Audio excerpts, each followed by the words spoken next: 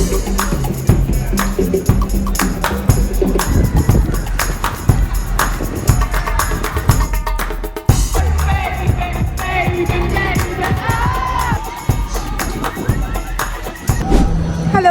আসসালামু আলাইকুম। সবাইকে ওয়েলকাম করছি আমার নতুন আরেকটি ব্লগে।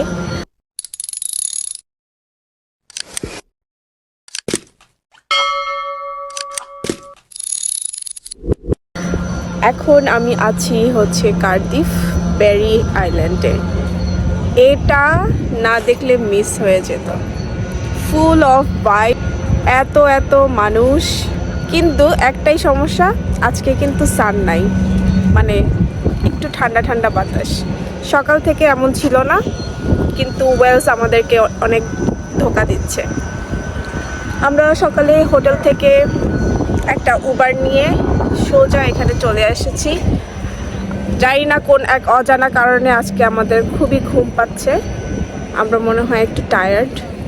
সো বাবু তো অলওয়েজ ঘুম ঘুম ঘুম থাকে, ও একটু জার্নি করলেই ওর ঘুম আসে, আর আমারও সেম। সো আমরা অলরেডি কফি খেয়ে ফেলেছি। কফি খেয়ে একটু নিজেদের মাইন্ডটাকে ফ্রেশ করলাম। লেটস সি যে আজকের দিনটা আমাদের কেমন যায়। So enjoy the blog guys. তো আজকে আমাদের প্ল্যান হচ্ছে, আজকে যেহেতু হলিডের আমাদের শেষ দিন, সেহেতু আমরা এই বেরি আইল্যান্ড ঘুরে দেখে তারপর কার্ডিফ ঘুরবো, যেহেতু কার্ডিফ ওয়েলসের ক্যাপিটাল। সো আমরা কার্ডিফও একটু ঘুরে দেখার জন্য চাচ্ছি। হয়তো বিকেলটা আমরা কার্ডিফে কাটাবো। আর বেরি আইল্যান্ড থেকে কার্ডিফে যাওয়াটা খুবই সহজ। সোনা, এটা কি? এটা কি নে? ওই বাবা, পাপা আর বেবি একই রকম। ওয়াও, স্কটিশ ড্রেস পরেছো? Yes, we are from Scotland. তো নিউপোর্ট থেকে আমাদের এই আইল্যান্ডে আসতে লেগেছে 15 থেকে 20 মিনিটের মতো উবার রাইড। আজকে ওয়েদার একদমই ভালো মনে হচ্ছে না। তো আমাদের প্ল্যান অনুযায়ী আমরা দুপুর বা বিকেলের ভেতরেই আসলে রওনা দিব কার্ডিফের জন্য। আমরা দেখতে চাচ্ছি স্যাটারডে নাইটটা ওখানে কেমন হয়, আর লোকজন কেমন আসে, এটা কি ভাইব কেমন, এটাই দেখার। এখন কিন্তু বাজে হচ্ছে দুপুর 1টা, আর আজকে আমাদের দিন ওই এরকমভাবে একটু দুপুর দুপুর সময়ে শুরু হয়েছে, কারণ it's just a gloomy weather again. আর এখানে দেখতে পাচ্ছি অনেক, মানে বাঙালি, ইন্ডিয়ান, এই মানুষগুলা এখানে মনে হয় কার্ডিফে অনেক সুযোগ সুবিধা হয়তো বেশি হতে পারে। তো এইখানে কিন্তু অনেক এরকম রুমের মতো ব্যবস্থা আছে। সো এখানে কেউ যদি ফ্রেশ ট্রেশ হতে চায়, কারো আপনার বিলঙ্গিংসগুলো রাখবেন, আর পার্টি টার্টি করার জন্য জিনিসপত্র নিয়ে আসে মানুষ। সো এটা সেফ হবে আর কি, এগুলা আপনার রেন্ট করা যায় আই গেস।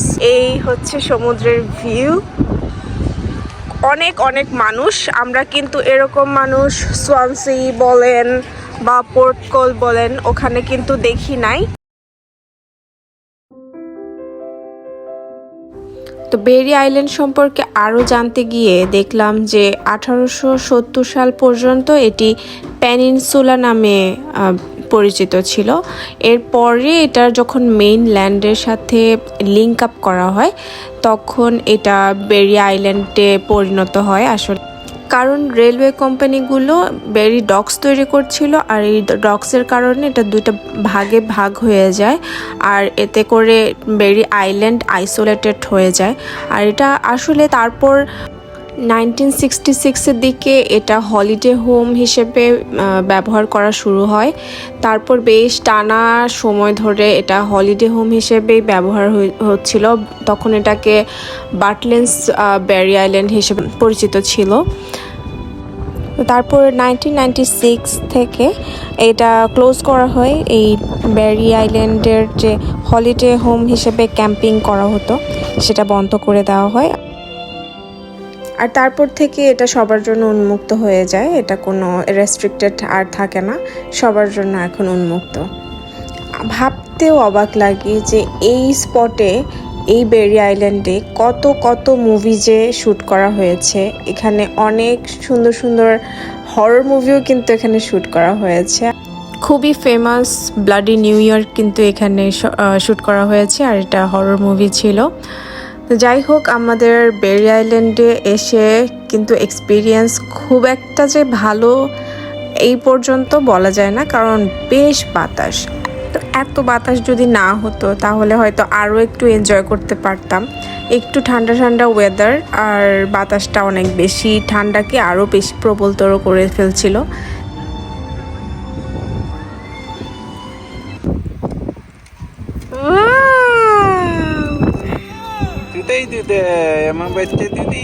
বহু কষ্ট করে একটা ছবি তোলার পর তাকে ড্রেসটা চেঞ্জ করে দেওয়া হয়েছে। একটু রোদও ছিল, তো যাতে করে বালুতে একটু খেলতে পারে।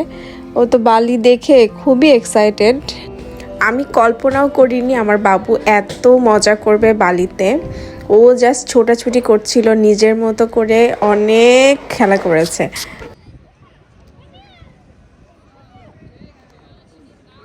আমরা এখন ফিশ অ্যান্ড চিপস এনজয় করব সি সাইডে বসে বসে। ফিশ অ্যান্ড চিপস আরও কিছু রেখে দিছি, এখানে ঠান্ডা হয়ে যাবে এই জন্য। আর এখানে হচ্ছে প্রন ব্রাইটস আর কারি সস আর ড্রিঙ্কসও রেখে দিলাম এক পাশে, কারণ এখন অনেক sun. Okay, so let's enjoy the fish and chips with this sunny seaside.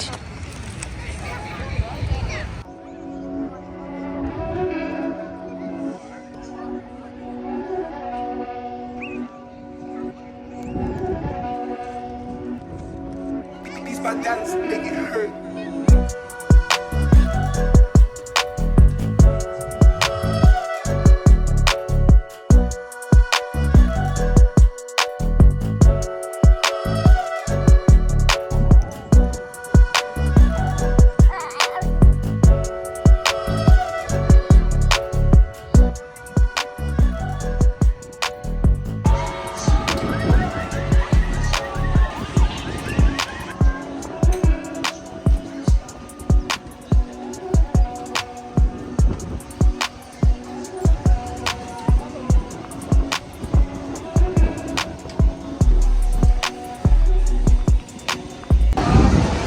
Beach থেকে বের হয়ে কিন্তু এখানে বিশাল একটা এরিয়া জুড়ে অনেক অনেক রাইড আছে। বাচ্চাদের জন্য এটা পারফেক্ট একটা place. Look at that, so many babies. ওরা ইচ্ছা মতো রাইড এনজয় করছে। বালু নিয়ে খেলাখেলি করার পরে আবার রাইড এনজয় করা, সো এটা বাচ্চারা এই জন্য এখানে আসতে খুব পছন্দ করে। এখনও সমুদ্রে কিন্তু অনেক অনেক মানুষ বসে আছে বালির মধ্যে। আর এখন বাজে হচ্ছে বিকাল 5টা। আর এই সমুদ্রের পাশ দিয়ে এসে এই জায়গাতে একটা বড় বিল্ডিং আছে। এই বিল্ডিংয়ের এখানে কিন্তু অনেক অনেক খাবারের দোকান, ice cream, fish and chips, everything এখানে পাওয়া যায়। আর এর পাশে আছে রিফ্রেশমেন্টের জন্য ব্যবস্থা, সো কোনো সমস্যা নাই।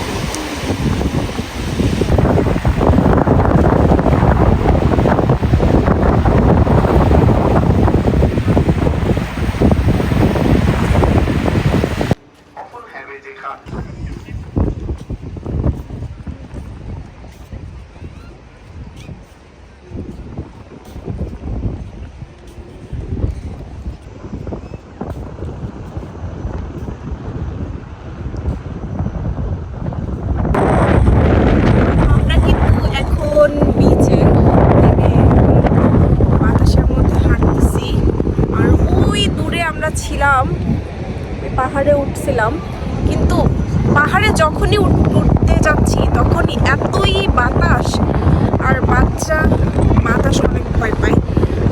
মানে বাচ্চার জন্য এই ঠান্ডা বাতাসটা অনেক বেশি খারাপ বলা যায়। এই জন্য আমরা ওখান থেকে নেমে গেছি। আর যখনই পাহাড়ের দিকে উঠতেছি তখনই বাতাস আর কি।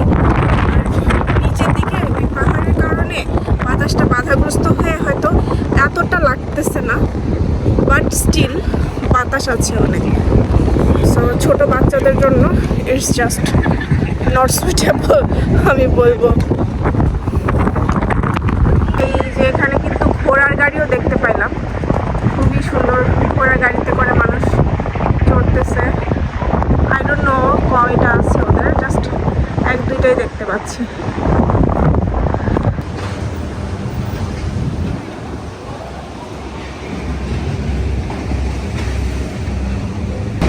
তো আমরা এখন চলে যাব, এটা হচ্ছে প্লেজার পার্ক, একদম বিচের উপরে।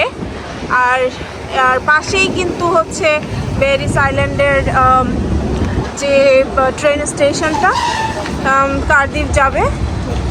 9 পাউন্ড করে লাগবে ইচ পারসন, এবং খুবই মানে সহজেই কিন্তু কেউ কার্ডিফ থেকে এখানে আসতে পারবে।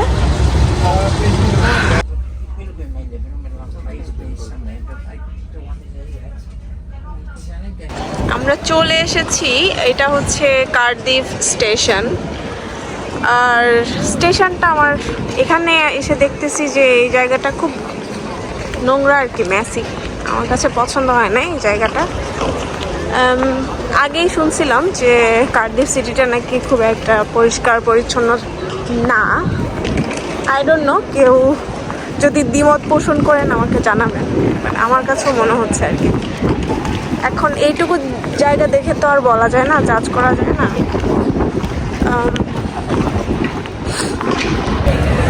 ও মাই গুডনেস, কি দেখলাম এখানে! এত এত মানুষ আজকে Saturday night.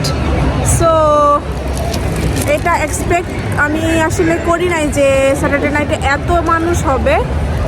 কার্ডিফে full of people, oh my goodness. জানি না ভিডিওতে কতটুকু বোঝানো যাচ্ছে, এখানে পুরো মানুষের ঢল আর কি, এত মানুষ। ওই দূরে আরো বেশি দেখা যাচ্ছে। ও মাই গড, স্যাটারডে নাইট মানে তো মানে এখানে পাগলা পাগলা অবস্থা।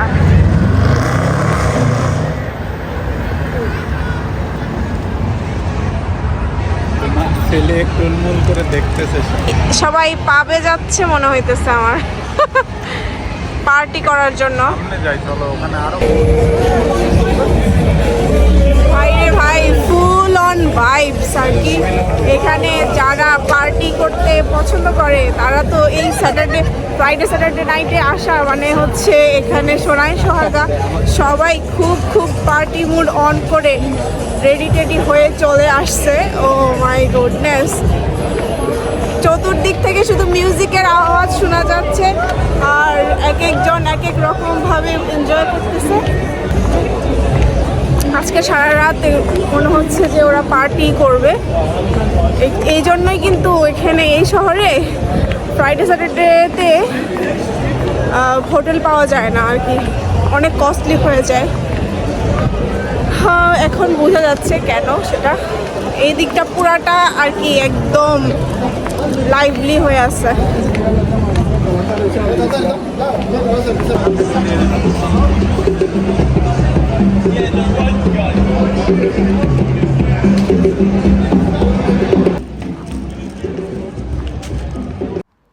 কার্ডিফ হচ্ছে ওয়েলসের লার্জেস্ট সিটি এবং কাউন্টি। এটি গ্লামরগানের একটি হিস্টোরিক সিটি হিসেবে কিন্তু পরিচিত, এবং এটি সাউথ ইস্ট এরিয়াতে পড়েছে ওয়েলসের। এই শহরে জনসংখ্যা আছে প্রায় 3,83,925 জনের মতো। পুরো ইউকের মধ্যে এই শহরটি কিন্তু 11th লার্জেস্ট সিটি। আমরা মূলত কার্ডিফের সিটি সেন্টার এরিয়াটা ঘুরে দেখছিলাম, দেখতে পেলাম যে এই শহরটা আসলে খুবই প্রাণবন্ত, এবং খাবারের দোকান থেকে শুরু করে শপিংয়ের জন্য বেস্ট একটা সিটি এই কার্ডিফ।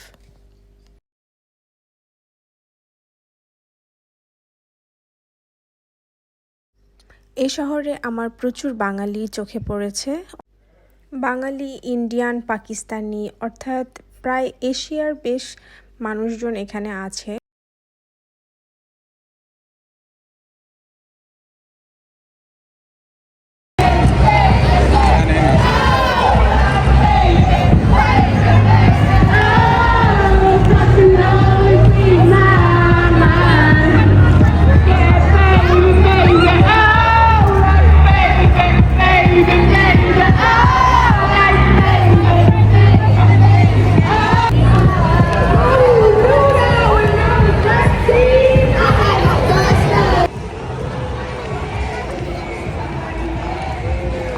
তারপর আমাদের বিকেলের এই ঘোরাঘুরির পর্বটা এখানে শেষ করে কিছু খাওয়া দাওয়া করে নিয়ে আমরা হালকা পাতলা নাস্তা করে নিয়ে আসলে আমরা রওনা দিয়েছিলাম হোটেলের উদ্দেশ্যে। এখান থেকে উবার পেতে বেশ তাড়াতাড়ি উবার পাওয়া যায়। এত বিজি ছিল আমার মনে হয়েছিল হয়তো একটু দেরি হবে, কিন্তু না, আসলে খুবই কুইক সার্ভিস ছিল।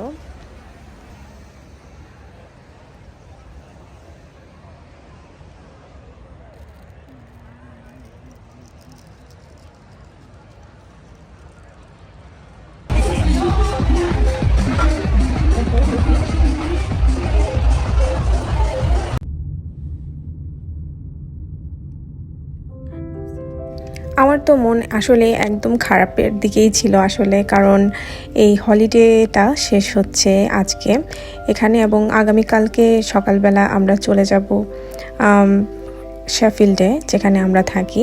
সো আমি এই বিকেলটাকে জাস্ট শেষবারের মতো এনজয় করে নিচ্ছিলাম ওয়েলসের